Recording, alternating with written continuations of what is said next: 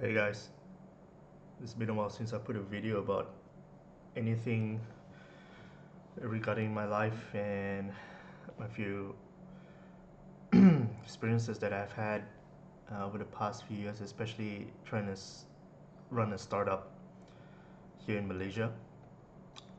But I think one of the biggest things that I've seen that's been kind of like trending right now is actually all these videos talking about people losing their jobs due to AI.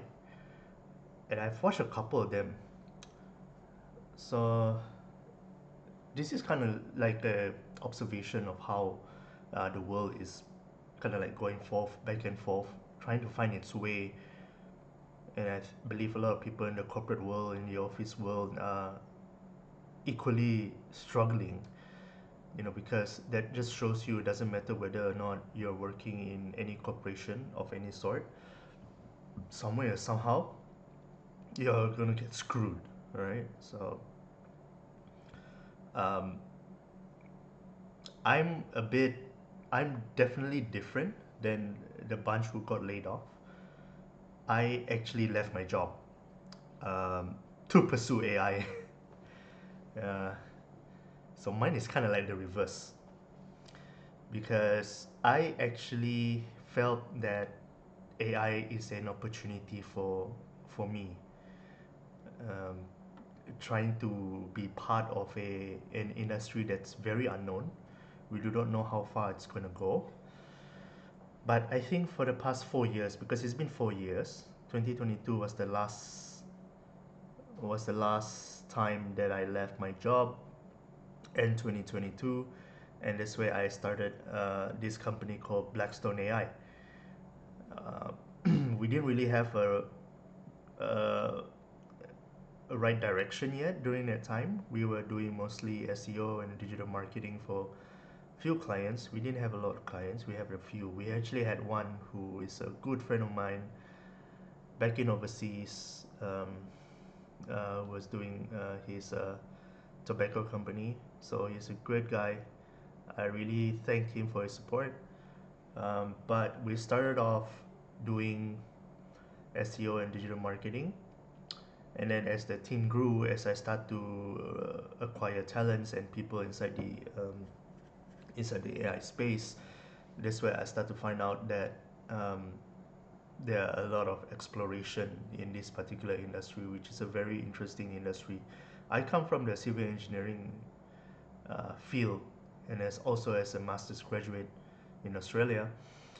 So during that time, Sarawak had a lot of jobs, a lot of projects going on. I mean, there are still now, but I felt like the reason why I left my job is because I really wanted to pursue this. I really wanted to pursue AI as a um, full-time career, as you would imagine. Um, but I have no coding skills at all. I have no technical know-how on how to do the thing. I have some knowledge in it, and I have some knowledge in vibe coding. I don't have the full capacity of it, but I know how to lead. I know how to lead an organization, and I truly understand the market demand for this particular niche. So in my own state, Malaysia, I felt like this is the opportunity for us to tap into. So, which is why for the past 4 years, I've been trying to find ways to incorporate these few automation services and generative AI and agentic orchestration. These are the few skill sets that we have grown, and I've collaborated with universities to to expand the services. It took me time. It took me a lot of time. So this is for those who wanted to venture into something that is new. There are no guarantees that you're gonna have um, you're gonna truly succeed with this. But I think as for the current trend, I felt like this is going pretty well. We're getting for the past 6 months, we're getting at least three Zoom meetings, Google Meets a week. I would say one out of three converts into actual clients. Um, yeah, per client we're getting about 4 digits for every job that we get. So our company is very lean. It's only about five. Yes, it's about 5 people, 5 packs in the company. Two being digital marketing and generative, uh, more on the creative side of AI, and the other two will be more on the technical vibe coding applications, web scrapers, and agentic orchestration, the more technical side of the AI side. So, so I would say the demand is pretty high for AI agencies to pursue in this particular field.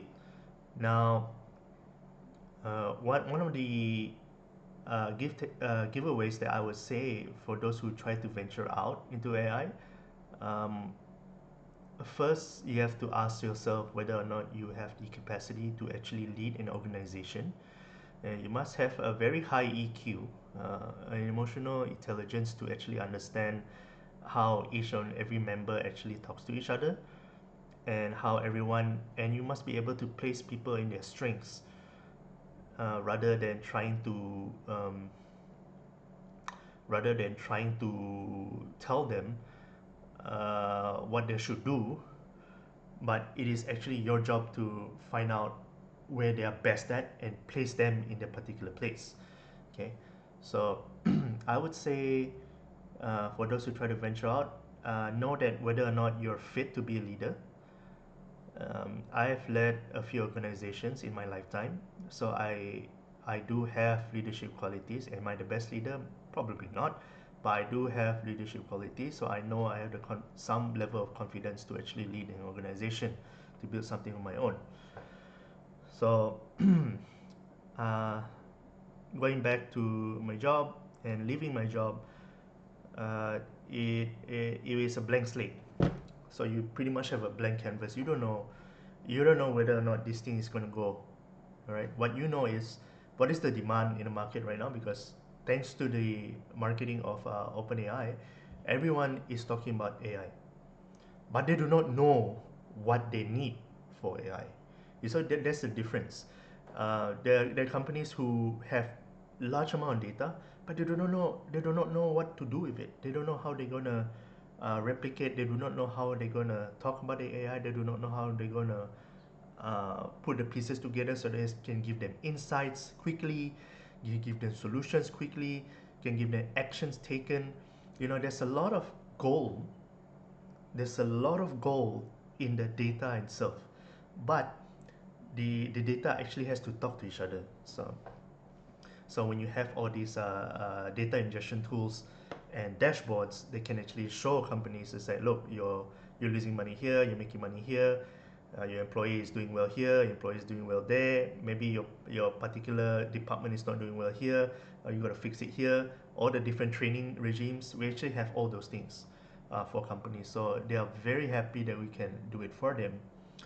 And I believe that is as of now, that is the gold mine in order for you to tap into this AI realm. Okay, and I think our method is very easy. We actually talk to the potential client, the prospect, and then we get an idea what the company is doing. So, for example, if they're doing oil and gas, okay, so we have an oil and gas company. So if, let's say, they want to know how certain technicians are doing well and not doing well, we can actually show them. Um, but all we ask is their data.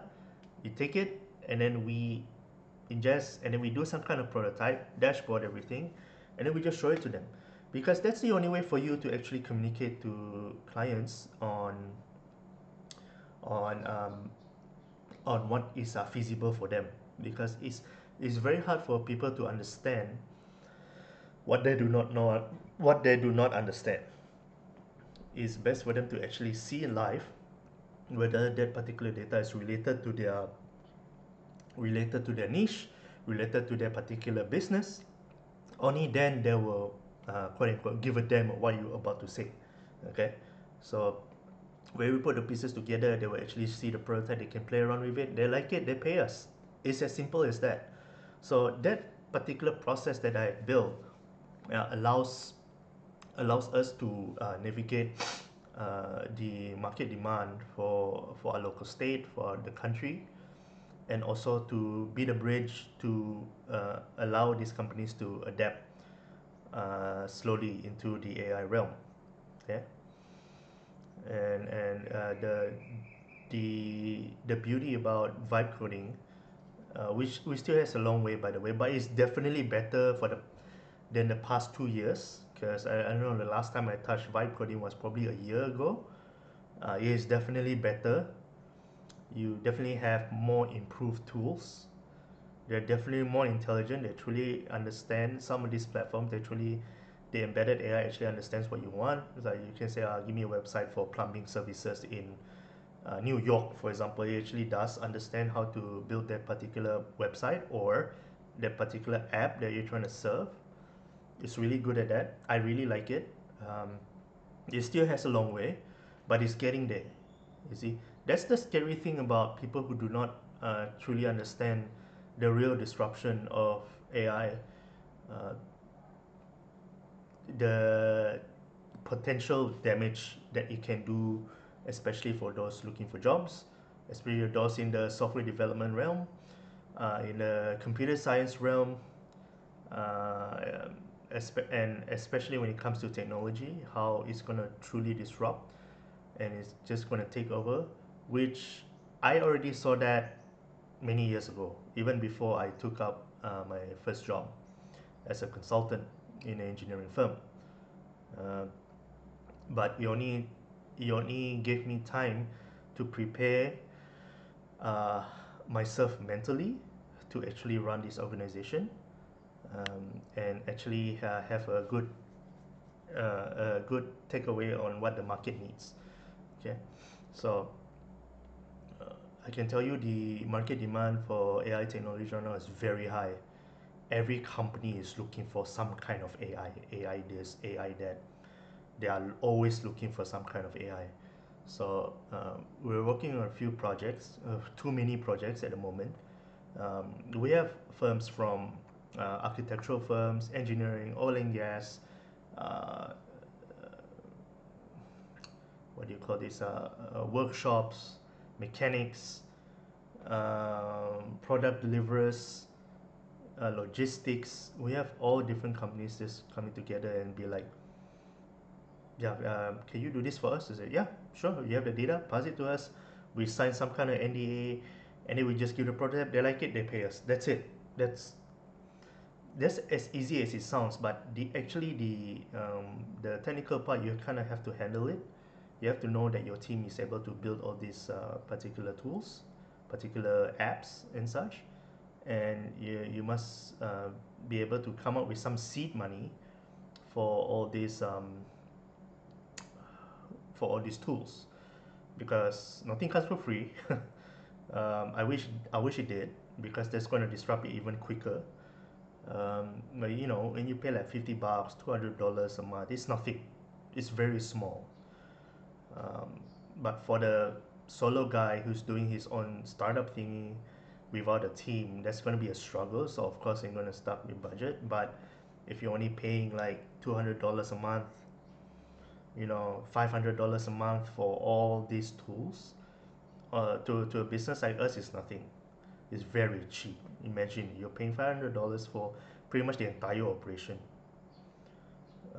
So we're very happy. I'm very happy that I left my job. Right? I know a lot of people suffered from the disruption that AI has caused. Everyone from translation, software development, even in engineering, even in banks. They might say that recession is part of the deal, but actually it's because companies are getting leaner. Companies realize, the big bosses realizes the power of this AI that's able to save them so much money and make them even more money. So of course companies are going to cut costs. They're going to cut employees. They're not going to hire anymore. So this trend, I believe, is going to go on for a very long time. So for those who are not ready, and for those whose jobs you know it, and I know it, I even seen engineering firms in Singapore that are using AI to draft, to design, to draw the drawings, to draft the reports, everything in one platform. It is scary, even for engineers. You can have engineering judgment, but AI is already doing that everything for you.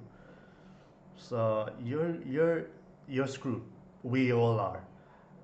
But the only way for us to truly go into to tap into something is to find out how you can set up your own company, or you're gonna work with someone lean, and how you're gonna incorporate your AI skills. That you're gonna save money, make more money for the company. That's how you actually give your advantage. That's how you actually do it. You need to put something in your CV that's going to be AI related, and you're going to actually have ongoing projects or past projects that you have done, so that you can showcase all the things that you have done for other clients, and you can show them what you can do. Okay, what your team can do, not necessarily you, but what your team can do. All right, so I don't regret it. I don't regret leaving my job. I mean, I can always find another job, but it's been 4 years, so I couldn't really bother, because for me, my company Blackstone is my one and only goal in my life.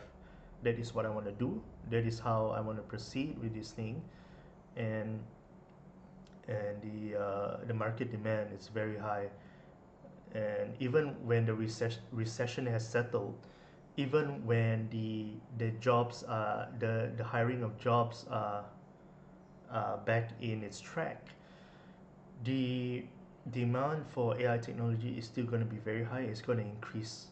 So in this big pie, if you're not in it, you're missing out on potential money that you're gonna make. Actually, there are many kids out there in their 20s who are making millions. It is because they tap into that trend quick, and they're very fast learners, and they are very dedicated people. I salute these young people. They are very dedicated people who are good, who wants to be good, and they actually have a team who works it together and makes it well. So I salute to them.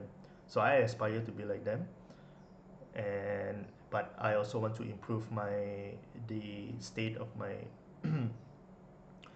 the state of my beloved country, and the state of Sarawak, so that in order to bring this adaptation to life, we have to be serious about it. We have to be focused about it, and we have to be confident that it will work. Um, there are not a lot of companies like us here. There's probably a lot more in the West Malaysia, but in Sarawak there's not many. And the fact that we can do good work with very little people just shows you the capacity of our team, and the potential for, if we add more capex, especially in the technical skill side, it will even increase the landscape for for this for the startup journey. All right. So for those who left their jobs, for those who has been laid off, have faith. Find yourself first. Um, Grow closer to God, because that's what I did. Because I realized the more I am with God, with Jesus Christ, I become more confident.